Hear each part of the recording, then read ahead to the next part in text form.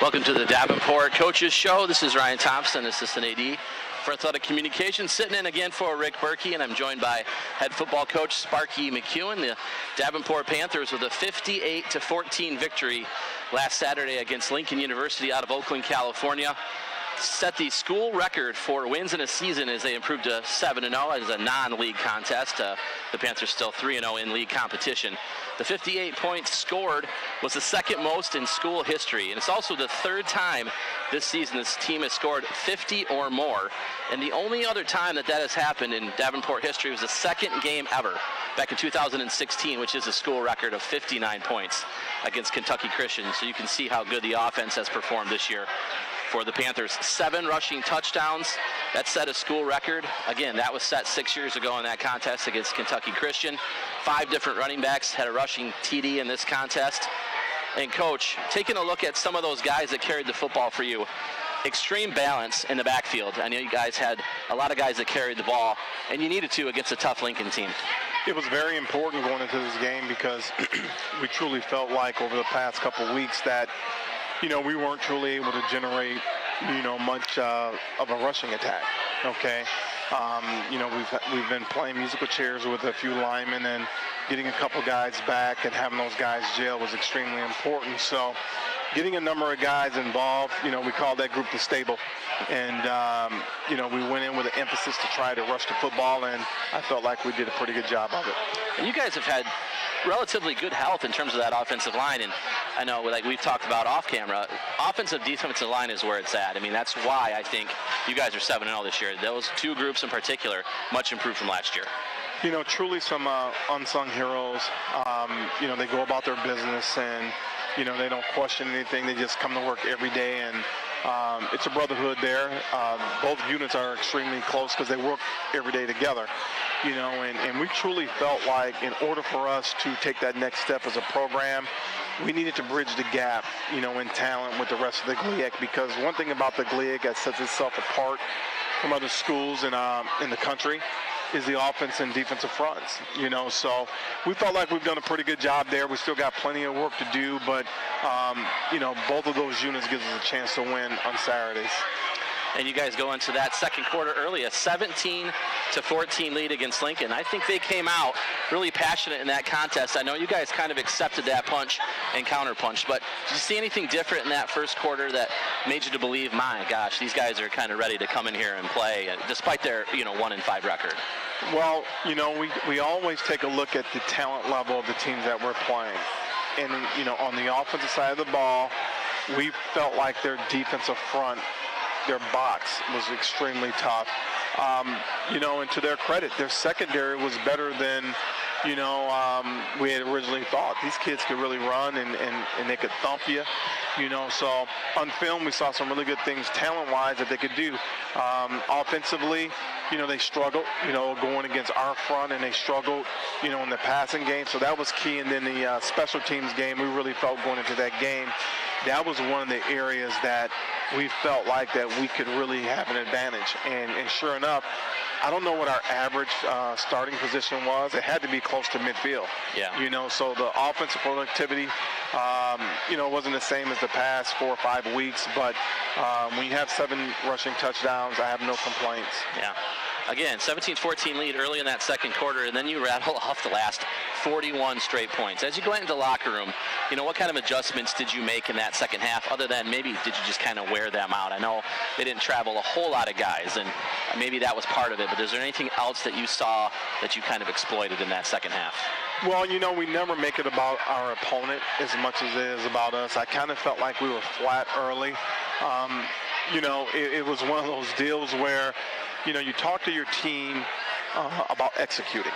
And, we don't talk records. We don't talk about any of that stuff. We talk about talent. We talk about toughness. And, we talk about execution. We really felt like going into that game, we needed to execute. And for the most part, we struggled early. And then I felt like the boys really got it together after the second half started. You guys limit Lincoln to 207 total yards and just 2.8 yards per play. The defense forced 4 turnovers, including 3 fumbles. 3 recovered fumbles is actually a school record. So it was probably really good to see those guys take the ball away in this contest. Yeah, that was another emphasis because we talked quite a bit about we're not recovering fumbles. We're getting balls on the ground, but we're not recovering them. So it was pretty cool, seeing finally, that we're able to recover some fumbles, and we're going to need a lot more of those in the coming games. In late game action, Jansen King and Joe Thomas are 2 guys that forces fumbles as well. So, talk about being able to have a little bit of a depth there at the end of the contest and bringing in some guys as you hit the stretch run of the last 3 games of the season. It was important. It was important, as you know, Ryan, we lost some key players in previous weeks, and the hopes is to get a few of those guys back, for the home stretch of our schedule. It's really important in this conference, and that was an emphasis on the offseason, is that we built the depth of our football team. I think we did a pretty good job of that, and now, you go into, the last 3 ball games, and you got to make sure that you keep those guys healthy. This is a part of the season, a time of the season where, in practice you're not doing a lot of banging at all, and you're just trying to preserve, some of those legs and just shots on each other. Yeah. You also saw a game where the flow was off, it seemed like, even from watching it. 18 penalties for Lincoln for 142 yards. A lot of personal fouls, unsportsmanlike conduct flags. It really tried to look like they were trying to get you guys to retaliate. You guys had 8 penalties for 87 yards. I'm sure that's something you addressed this week. But how tough is it to come into that contest and there really isn't much of a flow into that game? You talk about taking it a play at a time, and with our players, we talk about being in games like that where it's an emotionally high game, and even though other players, tend to do some of the other things, we can't retaliate, and I thought we did a fairly good job, and a couple of them got away from us, but for the most part, I thought we were pretty sound on our side because we do talk about those things, and those hidden yardages, whether it's in penalties or whether it's in special teams, those are things that you can't continue to do, because if so, you're going to end up losing to some of the better teams in our conference. And then one other thing this week, Darius Lynham was the GLIAC Defensive Player of the Week for the first time in his career.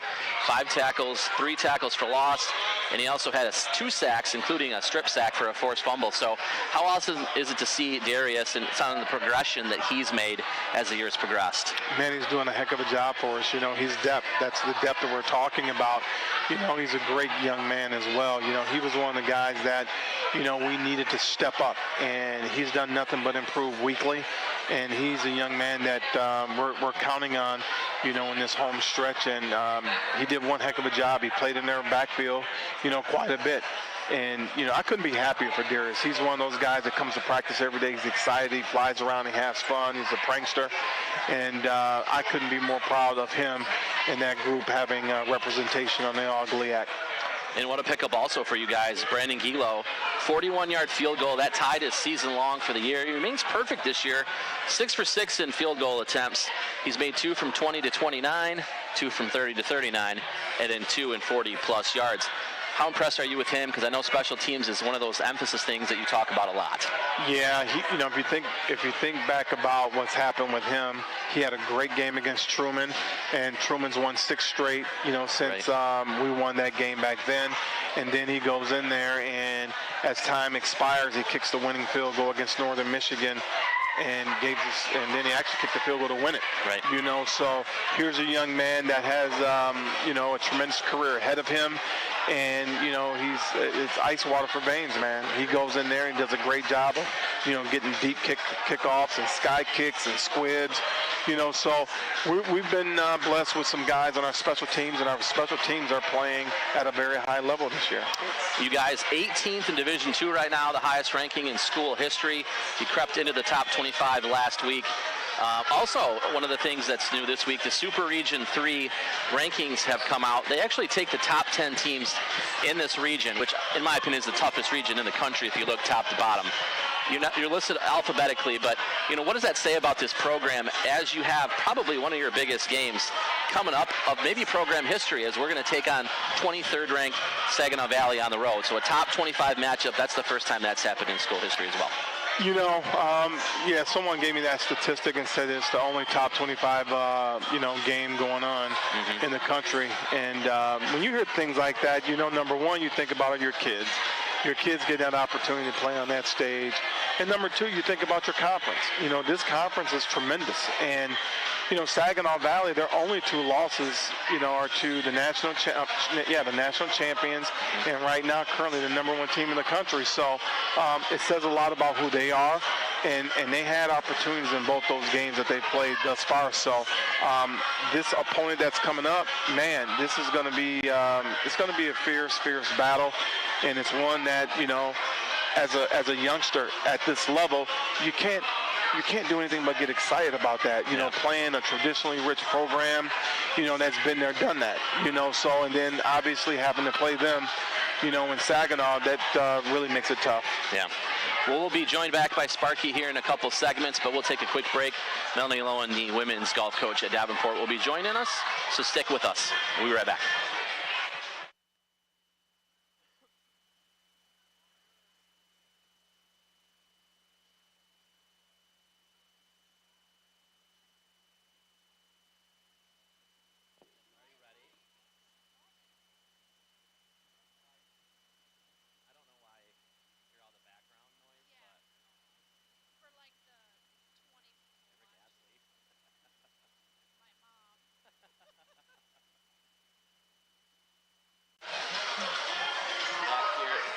Back here at the Davenport Athletics Coaches Show here at Uccello's off of Broadmoor here in Caledonia, Michigan. And it's my pleasure to be joined by Melanie Loughin, the women's golf head coach. Melanie in her 12th season here at Davenport.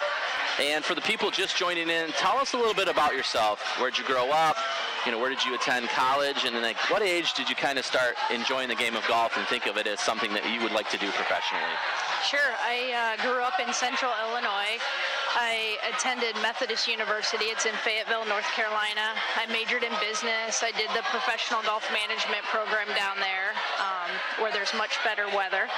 And my first job out of college was in Charlotte, North Carolina. That's where I met my husband. He's from Grand Rapids, so that's how we got back up to this area. But golf-wise, I started playing in middle school, just a little bit here and there with my dad, and really took hold of it in high school, and obviously then in college had a great collegiate playing career. Getting into the game of golf, who are some of the people that mentored you, or even now, who are some people that you kind of go to for advice? Yeah, so I think my college coach, Kim Kinser, I played for her for 4 years, had a great experience at Methodist. I see a lot of her decisions in the decisions that I make now, and kind of model some of my things I do in my program after things she did for us in college. Now I would say I probably the most lean on Rhonda Varnsdale, our associate AD in our own athletic department. She's kind of my go-to when I need some advice, just to pick someone's brain, something like that. She's kind of helped me, I think, become a better coach in that sense. Sure. You guys are currently 17th in the East region of NCAA Division II, and you had told me the top 15 make it into the regionals in May.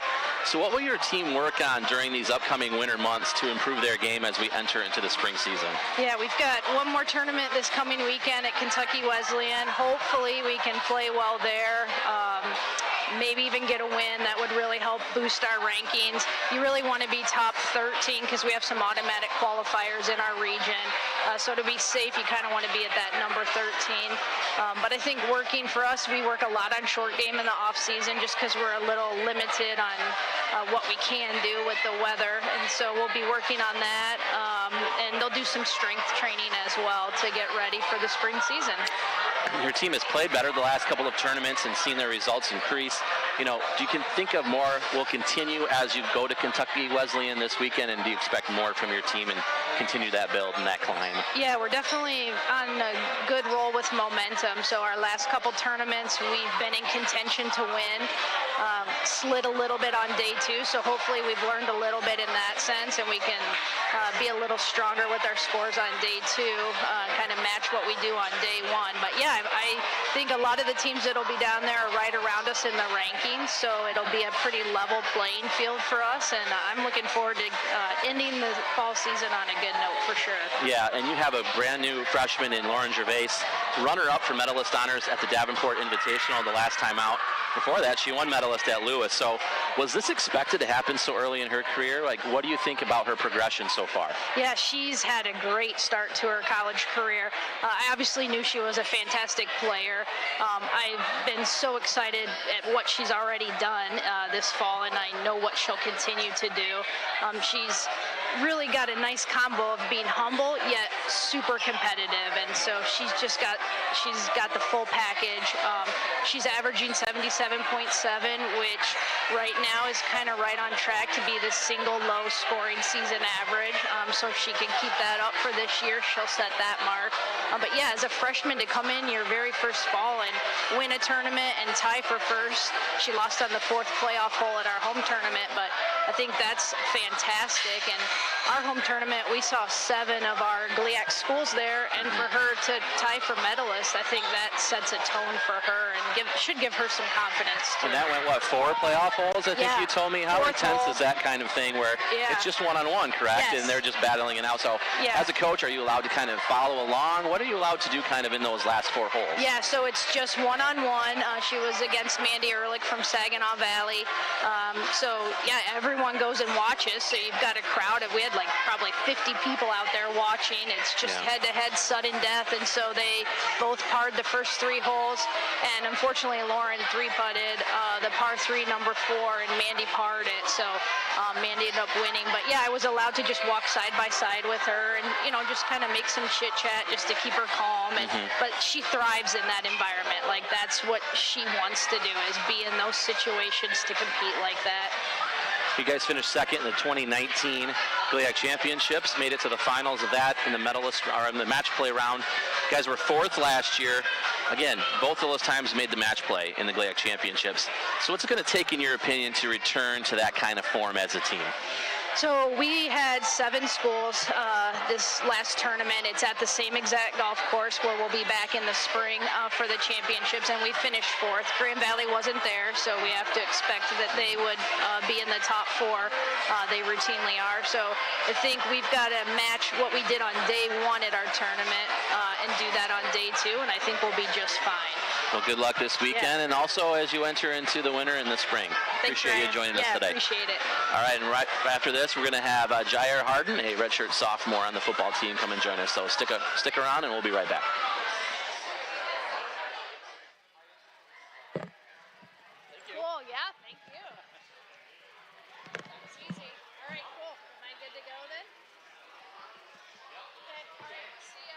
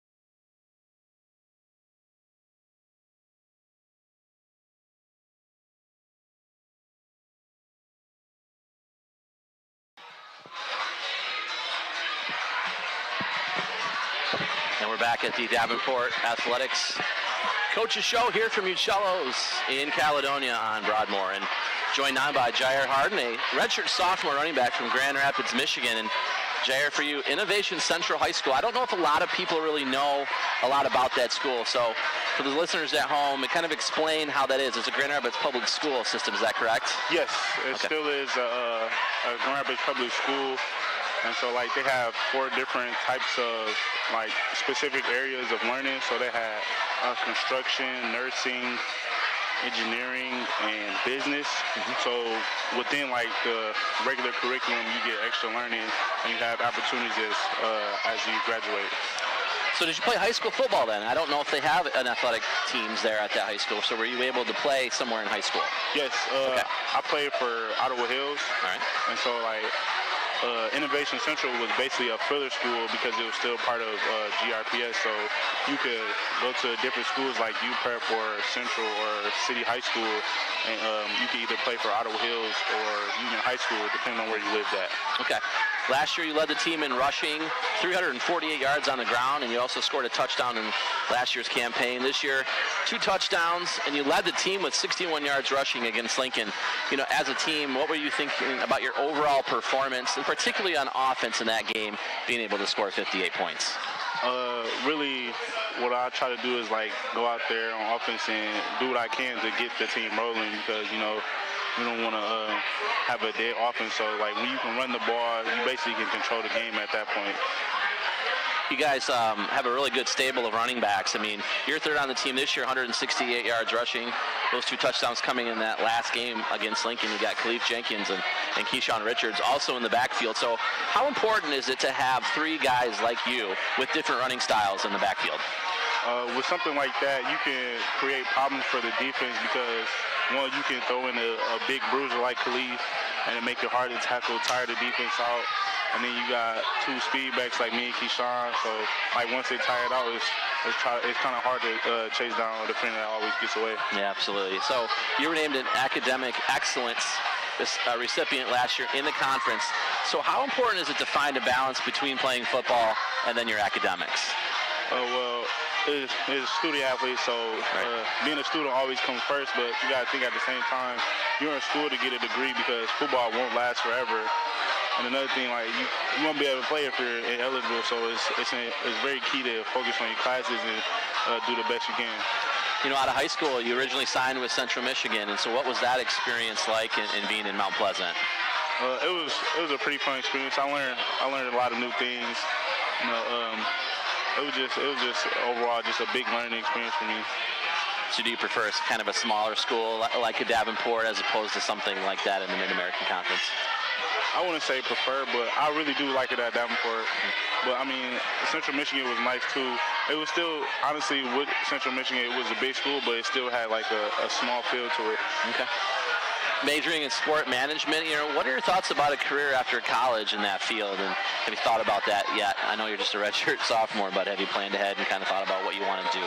Yeah, I actually ended up switching my major to HR management. Okay.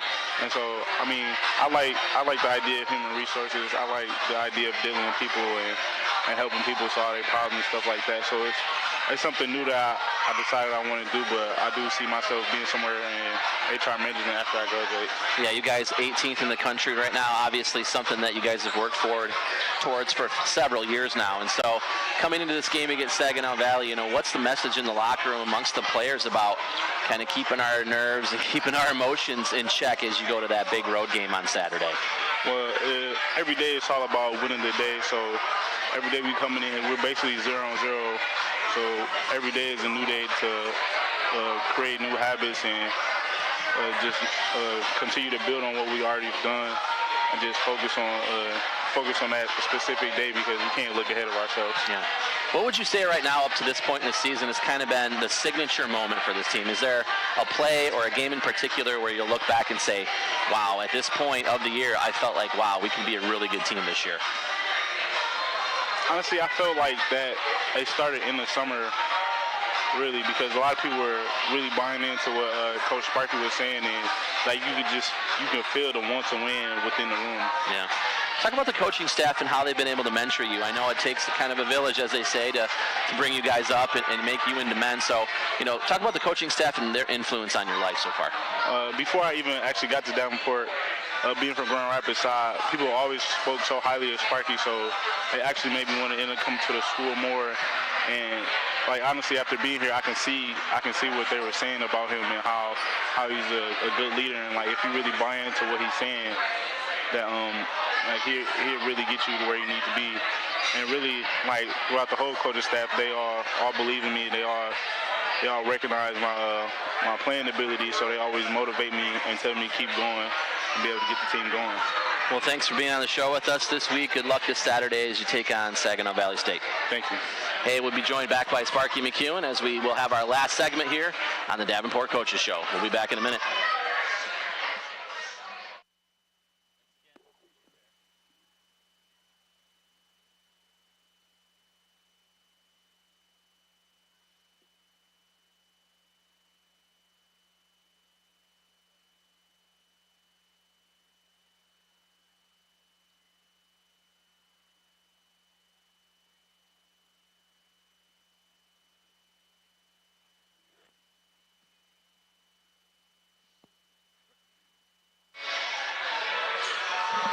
Back to the final segment, and Coach McEwen back with us here on the Coaches Show. And Coach, we'll pick up a little bit with our opponent, which will be Saginaw Valley State, coming up this Saturday at 1 o'clock in University Center, Michigan, at Harvey Randall Wicks Memorial Stadium. But you guys, last time you went there, you got a victory back in 2019, 33-23.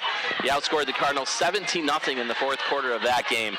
Nate Couturier with a big 43-yard punt return for a TD that really sparked the comeback. DeAndre Ford had the winning score on a 2-yard touchdown run. What do you kind of remember from that game a couple years ago? I don't remember anything. The one I remember is last year getting destroyed by them, when it came to Farmers. And, it's one of those deals where they got a lot of the same characters, man. And this is a really good football team. This is a good football team as advertised in the GLIAC. They went down to Allendale, and they had a tough game there and missed on a few opportunities, and then they were up on Ferris State, and Ferris was able to pull it out late. Yeah.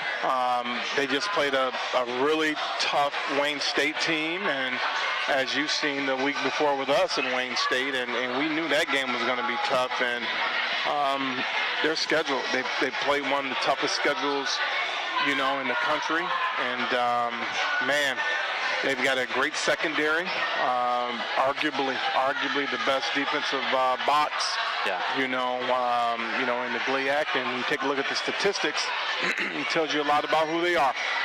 So, it's going to be an amazing football game, and it's one that I really feel like the team that takes care of the football. The best will be the team that can get out of there, with a victory. And it's just going to be a tall order, for, our football team to have to get on the road and go into a tough environment and get a win. Head coach Ryan Brady is in his third season with the Cardinals. You guys, if I'm not mistaken, worked together a little bit at Ferris State, so some familiarity there, and he also played QB at Grand Valley State. So Coach Brady very familiar with the GLIAC. The Cardinals, as you kind of mentioned, they cruised through their first 4 games. I'm not surprised they're 4-0, but they outscored their opponents 182-39 in that span, and so they started out red hot. Then they played 3 straight nationally ranked teams, similar to the gauntlet that we're going to run through here in the next 3 weeks. They went 2-1 in that stretch. They lost to Grand Valley 29-10. They followed that up with a really tough game. They only lost 33-28 against Ferris State in that ball game. And then they kind of shook it off a little bit. They beat Indianapolis, a really good Greyhounds team, 38-14, in what I think is probably their most complete game of the year 2 weeks ago. Last week they went on the road and played Wayne State, 21-14 win for the Cardinals. They needed a 9-yard touchdown run by Derek Hinton Jr. with 33 seconds left to pull out that victory. Wayne State's a tough team. Were you surprised by that result? Probably not, considering they've played everyone really tough this year. Yeah, and you forgot Bowie State. Bowie State, They beat Bowie, which was ranked at the time, I think, 8th in the country. So, Ryan's got him playing. He does a good job in the recruiting department, and he's now become the play caller there, and they run a lot of similar things that, that he learned there while with Tony Anise, So, our players know what we have ahead of us. They got an outstanding offense. They got a quarterback that, man, he keeps you on your toes. And then recently they just played a number 2, that is closer to the type of kids that they play at Ferris State. So, obviously with both those kids now playing and putting up numbers, that kid sparked them against Wayne State. Yeah. So with both those guys playing well, our hands are full. And then on defense, man, their secondary, I'll put their secondary up to anyone, including ours, in this conference. It's funny you mentioned their secondary again. One of the notes I had is they have at least 1 interception on defense in every game this year. Yeah, they lead the conference. 14 total picks, so they're ball hawks. Yeah, they may be number 1 in the country. I know we were there. We had a couple that was called back, and then one that the official didn't give us. Yeah. So this is almost a mirror image of each other, when you just take a look at it. And so their kids get up for us, we get up for them. And it just, it really just feels good to take a team out there that, we feel like, we could go out there and compete, and that's important to us. And it's one of those games that, if you don't get your juices flowing, something's wrong with you. And they're averaging 19 points more per game at home this year, 3-1 on their home turf. They're only allowing 16.1 points per game. So like you said, very mirror image and a blueprint of our team. You mentioned the quarterback, Andrew Brito. 60% of his completions this year for 1,135 yards, 12 TDs, just 2 picks. He's also second on the team in rushing with 261 yards and 5 touchdowns. So obviously a dual threat guy that you're going to have to keep bottled up. Yeah, that's going to be tough. He's a young man that once you break down the tape, he can get you with his feet, or he can get you with his arm, and he's slick. Yeah. Once he gets into your secondary, he knows how to run. Some guys just run; they're good runners. This kid knows how to run, and so he's going to keep us on our toes. And to scheme him is extremely tough. And then all of a sudden, they have another guy just steps in there and kind of spark the team. And he's a different body type, but he brings a lot of same qualities of, a true competitor, fierce runner, and has some wiggle in his game too. So going to be extremely tough, man, and haven't slept all week, because I know that defensive line brings a whole another element to it too. So it'd be a tall order for us all. And 2 other guys to kind of point out is Derek Hinton Jr. at wide out for the Cardinals, 20 catches, 5 of those have been for touchdowns. Is an excellent ratio. Also a threat in special teams. He has 9 kick returns, including the 93-yarder last week at Wayne State. And you have the linebacker Trevor Nowaski. It's kind of rare, I think. He leads the defense with 67 tackles at linebacker, but he also has 3 picks. So he's a guy that not only can play the run, but can play the pass. So just a couple other guys to look for here as we get kicked off on Saturday at 1 o'clock. What are your kind of final thoughts as you enter in this contest?